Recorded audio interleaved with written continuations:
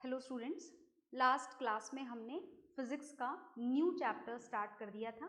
नाम आपके सामने लिखा हुआ है, it's magnetic effects of electric current. तो हमें यहाँ पर आज की क्लास में एक बहुत इम्पॉर्टेंट बात जाननी थी जो लास्ट क्लास में बाकी रह गई थी। और क्या जानना था हमें कारण जानना था। हमें किस बात का कारण जानना था? हमें इस बात का कारण जानना था कि अगर आप पूरी अर्थ पर कहीं पर भी, है ना, कहीं पर भी कर सकते हैं आप ये काम। ऐसा नहीं है कि यहाँ होगा और वहाँ नहीं होगा, है ना। ये पूरी अर्थ पर कहीं पर भी आप इस बार मैग्नेट को शेप के अकॉर्डिंग, इस मैग्नेट को कौन सा मैग्नेट बोला जाता है? बार मैग्नेट बोला जाता है। तो आप इस पूरी अर्थ पर कहीं पर भी, अर्थ की सरफेस पर इस बार मैग्नेट को अगर फ्रीली सस्पेंड कर दें, in that case it is confirmed कि इसका एक एंड नॉर्थ डायरेक्शन में जाकर लोकेट होगा और दूसरा एंड साउथ डायरेक्शन में जाकर लोकेट होगा। तो जो एंड नॉर्थ डायरेक्शन में जाकर लोकेट होता है हम उसे बोलते हैं नॉर्थ पोल। जो एंड साउथ डायरेक्शन में जाकर लोकेट होता है उसे हम बोलते हैं साउथ पोल। तो इसका कारण हमारा जो समझना है वो बाकी रह गया था, तो चलिए कारण जानते हैं। इसके पीछे कारण है आपकी अर्थ। मतलब ऐसा बोला जाता है, बोला भी जाता है और कई बार बहुत सारे एक्सपेरिमेंट के थ्रू इसको वेरीफाई भी किया जा चुका है कि जब बात आपकी अर्थ की जाए तो earth also act like a magnet. जो आपकी अर्थ है वो भी किसकी तरह एक्ट करती है? मैग्नेट की तरह एक्ट करती है। तो चलिए हम हमारी अर्थ की बात करते हैं। ये आपकी अर्थ, थोड़ा ध्यान से सुनिएगा, ये टॉपिक थोड़ा ज़्यादा इम्पॉर्टेंट है। तो ये है आपकी अर्थ, इज इट ओके? और ये जो आपकी अर्थ है ये आपकी अर्थ की axis which is slightly tilted, पता है आपको ये बात, है ना। और ये आपकी अर्थ का जियोग्राफिक नॉर्थ पोल, जानते हैं ना आप, इसे पढ़ते हैं ना आप अपनी एसएसटी में, बार बार बचपन से पढ़ रहे हैं। और ये है आपकी अर्थ का जियोग्राफिक साउथ पोल, बोला जाता है ना, this is the north pole, this is the south pole of our earth. तो बात ऐसी है कि ऐसा क्या बोला जा रहा है? ऐसा बोला जा रहा है कि जो हमारी अर्थ है that also act like a magnet, it also has a magnet inside it, is it okay? इसके सेंटर में भी क्या लोकेटेड है? Magnet, which is almost bar magnet in shape. जो कैसे शेप की है? Bar magnet. अब इस अर्थ के मैग्नेटिज्म का क्या कारण हो सकता है? ये कैसे मैग्नेट है? क्या हम ये बोल दें कि इसके बीच में सेंटर में कोई नेचुरल मैग्नेट प्रेजेंट है जिसका फॉर्मूला हमने पढ़ा था लास्ट क्लास में, Fe3O4? क्या ऐसा बोला जा सकता है? नहीं, ऐसा नहीं बोला जा सकता, क्योंकि इसके सेंटर में Fe3O4 तो प्रेजेंट नहीं है। पर इसके सेंटर में क्या प्रेजेंट है हमें पता है। अगर बात अर्थ के कोर की जाए तो अर्थ के कोर में प्रेजेंट है मॉल्टन आयरन। क्या प्रेजेंट है? मॉल्टन iron. And this molten iron is having a lot of salts in it। क्या प्रेजेंट है इसके अंदर? salts। और ये जो सॉल्ट्स हैं जो मॉल्टन आयरन में प्रेजेंट हैं, इन सॉल्ट के फ्लो के कारण इस मॉल्टन आयरन में क्या डेवलप हो चुका है? इलेक्ट्रिक करंट डेवलप हो चुका है। क्या डेवलप हो चुका है? Electric current, is it okay? और जहां पर भी इलेक्ट्रिक करंट फ्लो होता है that particular part, that particular metal start acting like a electromagnet. वो किसकी तरह एक्ट करने लगता है? इलेक्ट्रोमैग्नेट की तरह एक्ट करने लगता है। तो आपकी अर्थ के सेंटर में मॉल्टन आयरन में सॉल्ट के फ्लो के कारण आपकी अर्थ का जो सेंट्रल पार्ट है वो किसकी तरह एक्ट कर रहा है? एक मैग्नेट की तरह। और जब बात मैग्नेट की जाती है तो मैग्नेट के कितने पोल्स होते हैं? 2 पोल्स। तो क्या आपकी अर्थ की मैग्नेट के भी 2 पोल्स हैं? बिल्कुल 2 पोल्स हैं। कौन कौन से 2 poles? One is north pole and another is south pole. तो अब हमें ये जानना है कि आपके इस अर्थ की मैग्नेट के, ये अर्थ की मैग्नेट है, भूल मत जाइएगा कि हमने यहाँ पर सेंटर में क्या बना रखा है, this is the magnet of earth which can be considered as a type of electromagnet. आप इस मैग्नेट को कौन सा मैग्नेट बोल सकते हैं, इलेक्ट्रोमैग्नेट बोल सकते हैं। आई बात समझ में? तो ये जो आपकी अर्थ का मैग्नेट है इसके भी 2 पोल्स हैं और साइंटिस्ट की कैलकुलेशन के हिसाब से इसका नॉर्थ पोल इस साइड लोकेटेड है towards the geographic south pole और आपकी अर्थ की मैग्नेट का साउथ पोल इस साइड लोकेटेड है towards the geographic north pole. तो मुझे लगता है कि अब बाकी की बात आपको समझ में आ गई होगी। तो देखिए बात ऐसी है कि अब आप अर्थ की सरफेस पर, जैसे मानिए कि आपने यहाँ पर कोई मैग्नेट टांगा है ना, ये अर्थ की मैग्नेट मैं यहाँ से रफ कर देती हूँ। अब आपने यहाँ पर कोई मैग्नेट सस्पेंड करा इस पर्टिकुलर सरफेस पर, ये आपका टांगा हुआ मैग्नेट है, फ्रीली सस्पेंडेड। तो उस फ्रीली सस्पेंडेड मैग्नेट के साथ में क्या होना चाहिए, इस फ्रीली सस्पेंडेड मैग्नेट के नॉर्थ पोल को आपकी अर्थ की मैग्नेट का कौन सा पोल अट्रैक्ट करेगा, साउथ पोल, ये अट्रैक्ट करेगा। आ गई बात समझ में? और आपकी इस फ्रीली सस्पेंडेड मैग्नेट को which is freely suspended on the surface of earth, इसके साउथ पोल को आपकी अर्थ मैग्नेट का कौन सा पोल अट्रैक्ट करेगा, नॉर्थ पोल। क्योंकि हम लास्ट क्लास में पढ़ चुके हैं कि अपोजिट पोल के बीच में क्या होता है, अपोजिट पोल के बीच में होता है force of attraction. And because of this reason only जो आपकी बार मैग्नेट का नॉर्थ पोल है वो नॉर्थ डायरेक्शन में जाकर लोकेट हो जाता है और जो साउथ पोल है वो साउथ डायरेक्शन में जाके लोकेट हो जाता है। आ गई बात समझ में? तो ये कारण था हमारी फ्रीली सस्पेंडेड मैग्नेट के हमेशा नॉर्थ साउथ डायरेक्शन में अलाइन होने का। Is it okay? तो आप इस फिगर को चाहें तो बना लीजिए। Is it okay? फिर हम इसके बारे में थोड़ा और जानेंगे। Okay?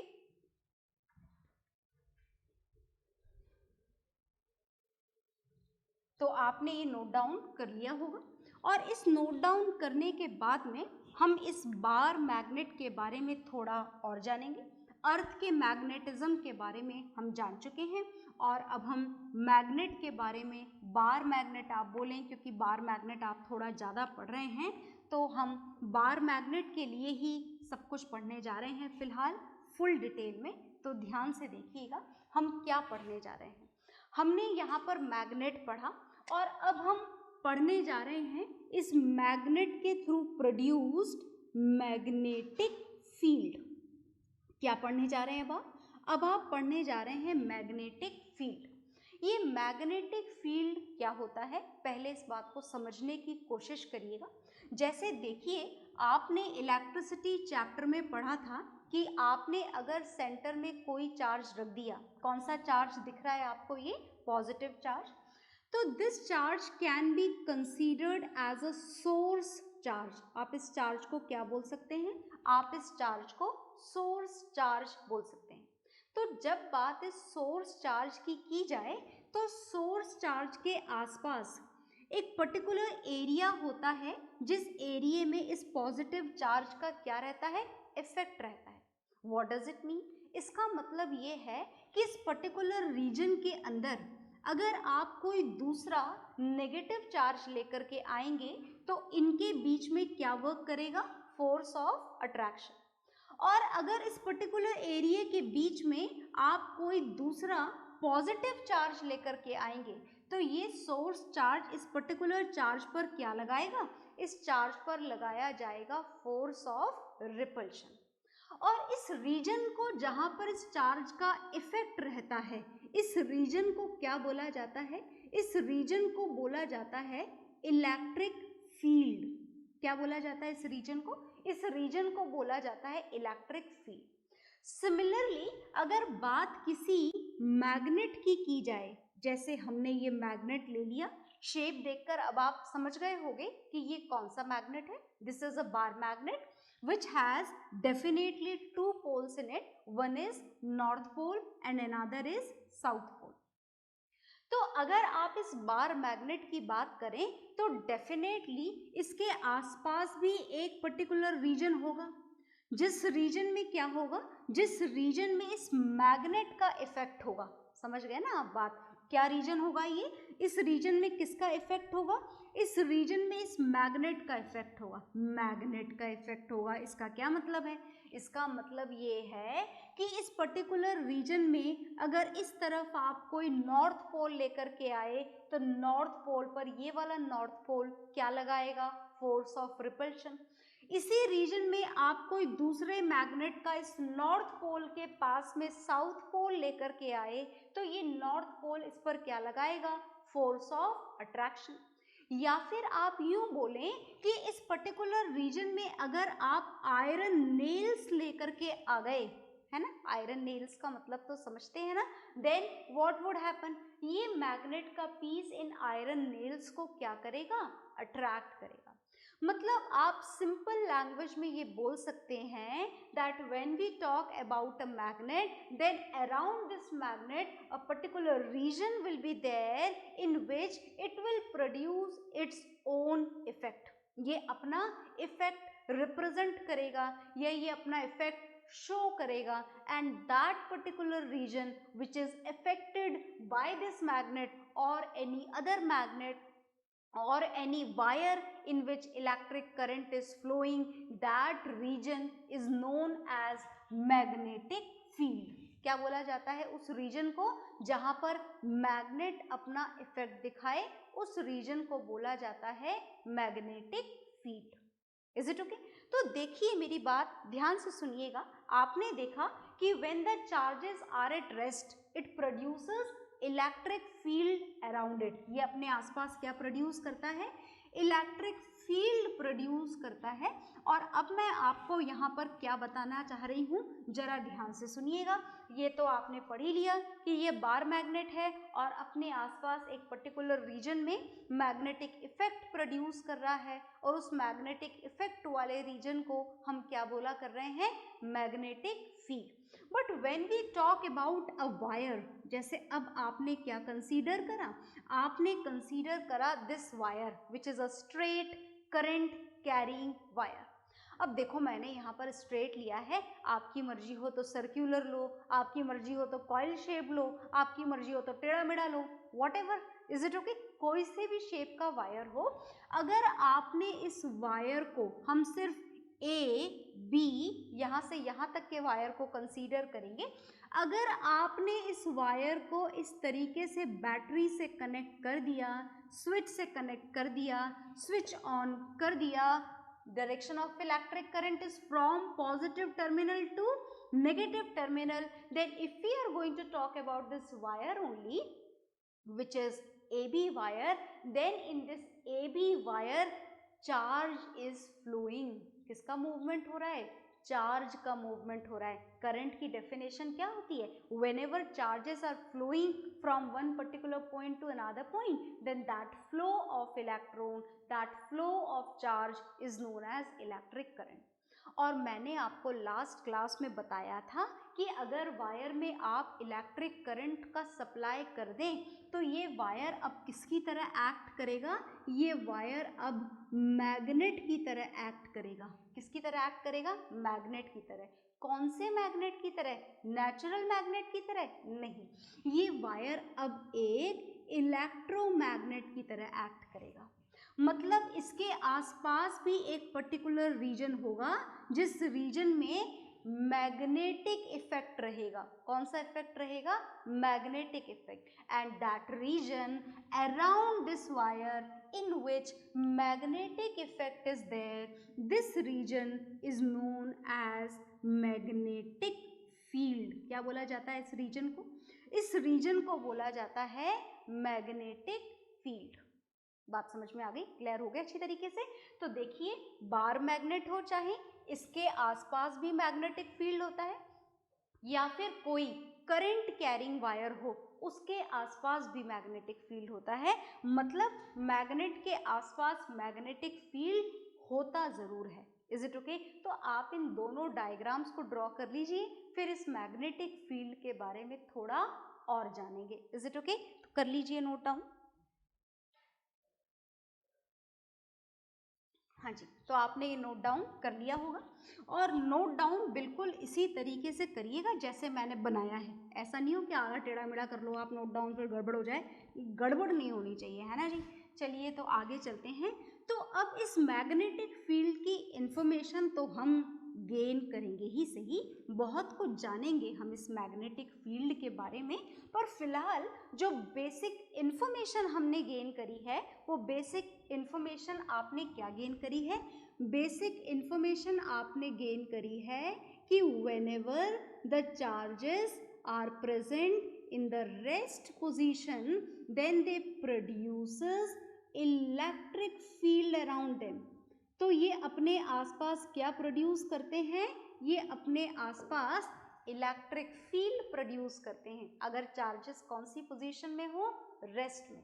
And whenever the charges are present in the position of motion, जैसे ही चार्जेस मोशन की पोजीशन में आ जाएं, तो देखो बात ऐसी है कि भले ही मोशन में आ जाएं पर है तो चार्ज। तो जब तक चार्ज कहीं पर प्रेजेंट है तो डेफिनेटली वो अपने आसपास इलेक्ट्रिक फील्ड तो डेफिनेटली प्रोड्यूस करेगा। बिल्कुल कंफर्म है कि इलेक्ट्रिक फील्ड प्रोड्यूस होगा if the charges are moving. Is it okay? तो इलेक्ट्रिक फील्ड तो डेफिनेटली प्रोड्यूस होगा और इलेक्ट्रिक फील्ड के साथ साथ क्या प्रोड्यूस होगा? इलेक्ट्रिक फील्ड के साथ साथ मैग्नेटिक फील्ड भी प्रोड्यूस होगा whenever the charges are present in the position of motion. जब भी चार्जेस मोशन में होंगे तो जैसे ये इलेक्ट्रॉन है इस पर्टिकुलर डायरेक्शन में मोशन कर रहा है, तो देखो इसके आसपास दोनों फील्ड होंगे। ये चार्ज है इसीलिए इलेक्ट्रिक फील्ड होगा। And as it is flowing and flow of electron is known as electric current, और करंट के फ्लो होते ही वायर क्या बन जाता है? मैग्नेट बन जाता है। मतलब मैग्नेट बनने के कारण मैग्नेटिक फील्ड भी होगा। तो this question can be asked to you in the objective question, as a lot of MCQ are going to come in your final exams. So this question is very important. Just keep it in mind. Is it okay? Learn it very properly. Whenever the charges are at rest, it only produces electric field around it, and whenever the charges are in the position of motion, they produces both of the fields around it, that is electric field as well as magnetic field. Is it okay? तो चलिए इस magnetic field के बारे में थोड़ा और जानते हैं। मैग्नेटिक फील्ड क्या होता है ये बात तो आप अच्छी तरीके से समझ चुके हैं, but a particular symbol and its SI unit is also very important to you, so listen to me very carefully. This magnetic field is denoted by the symbol capital B. Do not denote it with the symbol small b. Use always capital B, right? And this magnetic field is this. Do you know the meaning of this particular way to write? When we write down this arrow with any particular physical quantity, then it means that it is a vector quantity. ये जो B, इसको कैसे पढ़ेंगे आप? इसको आप पढ़ेंगे B vector. ये पढ़ने का तरीका है, लिखना नहीं होता है ऐसे। Is it okay? कहीं पर भी आपके एग्जाम्स में, फिजिक्स की बुक में, whenever this particular symbol is there with this arrow sign, then it has to be read like this only, B vector. And what does it mean? It means this only, that this magnetic field is a type of vector quantity. ये कैसी quantity है? Magnetic field. Magnetic field is an example of vector quantity. And whenever we talk about the any vector quantity, जब vector quantity के बारे में बात की जाती है तो vector quantities के measurement के लिए आपको दो चीजें पता होनी चाहिए। पढ़ चुके हैं आप जूनियर क्लासेस में। The first thing which is required very much for their complete measurement is their magnitude. Magnitude का मतलब तो नहीं होना है, मैग्नीट्यूड का मतलब होता है उसकी वैल्यू। जैसे भाई मैग्नेटिक फील्ड कितना है? 1 है, 2 है, 3 है, 4 है, या फिर कितना है? That depends. Is it okay? और दूसरी बात हमको यहाँ पर वेक्टर क्वांटिटीज के हिसाब से जाननी होती है डायरेक्शन। देखो डायरेक्शन तो हम टाइम टू टाइम समझते जाएंगे कि किस किस तरीके से मैग्नेटिक फील्ड की डायरेक्शन जानी जाएगी, दैट विल सी लेटर। पर फिलहाल हमें जानना है इस मैग्नीट्यूड के बारे में। जब बात मैग्नीट्यूड की जाए तो जैसा मैंने अभी आपको बोला था 1 है, 2 है, 3 है, ऐसे थोड़े ना मेजर करते हैं, कोई नंबर थोड़े ना है, कोई चॉकलेट थोड़ा ना है कि 1 chocolate 2 chocolate, not like that. तो it has to be measured with some SI unit. So when we talk about the SI unit of magnetic field, then learn a very new SI unit of it, that is Tesla. Magnetic field, strength of magnetic field is measured in this SI unit, that is Tesla. And Tesla is also denoted with the symbol capital T. ये तो है इस magnetic field के magnitude को measure करने की SI unit, और इसकी CGS यूनिट भी बड़ी इंपॉर्टेंट होती है। So listen to me very carefully, its CGS unit is this, जरा ध्यान से देखना इसकी CGS यूनिट। इसकी CGS यूनिट होती है गॉस।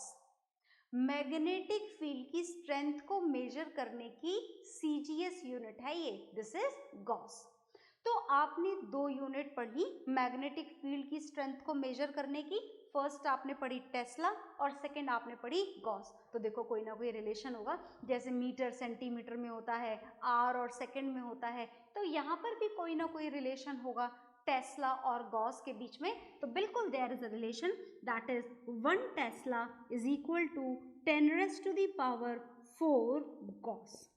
तो हमने ढेर सारी बातें जान ली हैं। ये ढेर सारी बातों में हमने क्या क्या जाना, ये हम इसको 2 पार्ट्स में डिवाइड कर देते हैं। सबसे पहले जो हमने जाना वो जाना कि whenever the charges are at rest, they only produces electric field around it. Whenever the charges are in motion, then they produces electric field as well as magnetic field around it. Is it okay?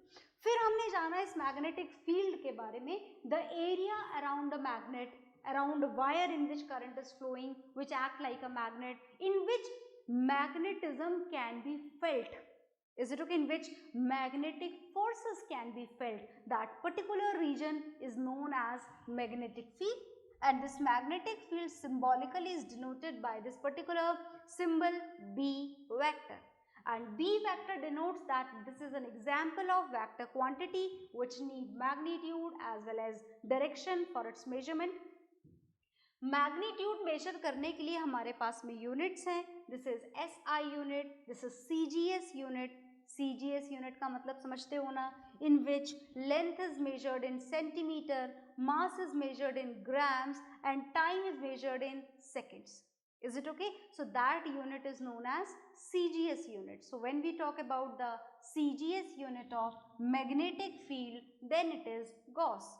And there is a relation between Tesla and Gauss, and this is here in front of you. So whatever is there on the board, you note it down in your registers, okay?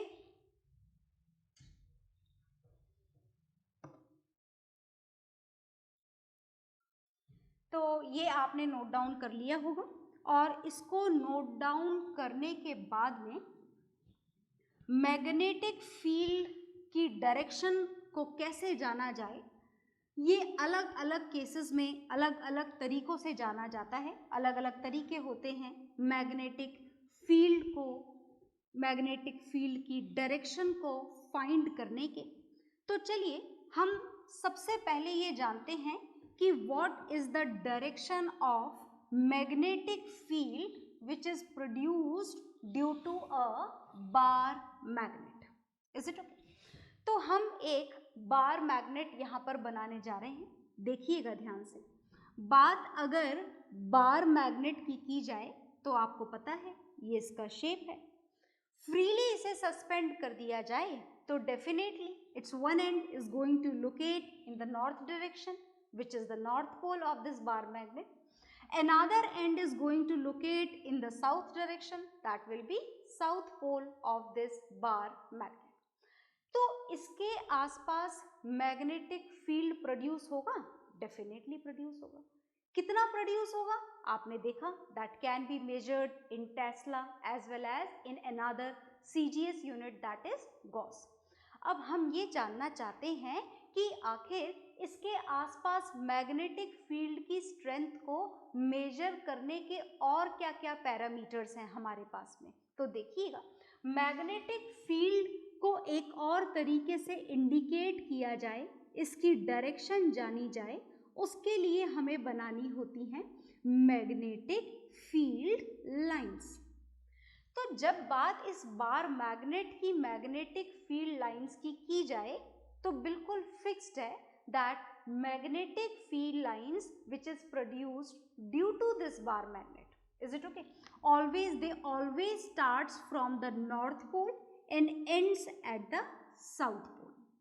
ये जो मैंने बनाया है, ये जो line आपके सामने बनाई गई है एक क्लोज्ड कर्व की फॉर्म में, this is an example of magnetic field line which always starts from the north pole and always ends at the south pole।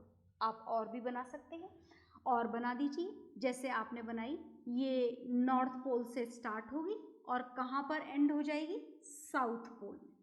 और बनाइए, ये नॉर्थ पोल से स्टार्ट करेंगे आप और ये आपने बना दी एंड होती हुई साउथ पोल पर।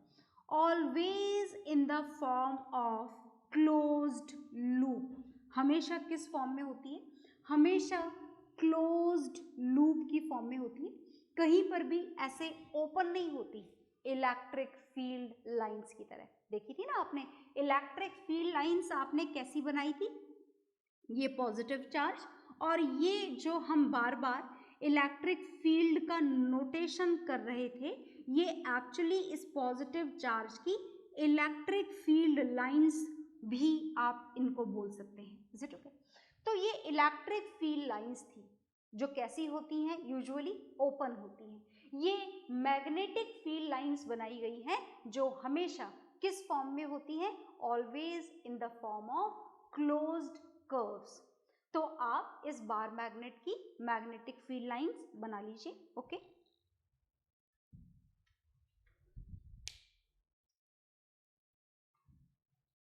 हाँ जी, तो ये आपने ड्रॉ कर ली होंगी, ये बार मैग्नेट की मैग्नेटिक फील्ड लाइंस हैं।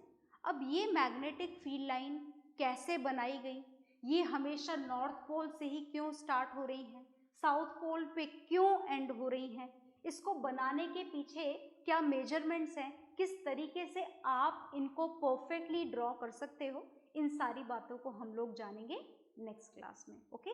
Bye everyone.